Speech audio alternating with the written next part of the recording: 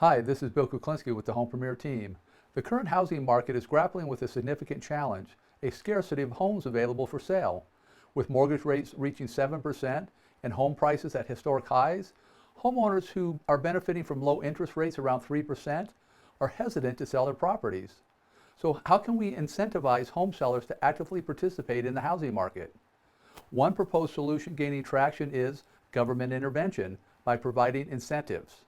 One proposal is the More Homes on the Market Act, a bipartisan bill introduced in the House of Representatives. This bill aims to double the capital gains exclusion tax on primary residences, potentially encouraging homeowners to consider selling their properties.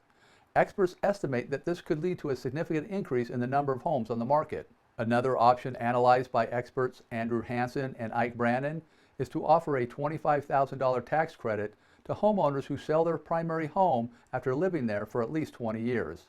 This incentive, coupled with a short time window for eligibility, could create urgency and prompt action. Hansen and Brannon also propose a limited time 50% reduction in the capital gains tax rate for small-time landlords who sell their single-family rental properties to first-time homebuyers. Ultimately, the decision whether or not government should pay people to sell their homes involves careful consideration of economic factors, housing market dynamics, and potential long-term consequences. So what do you think?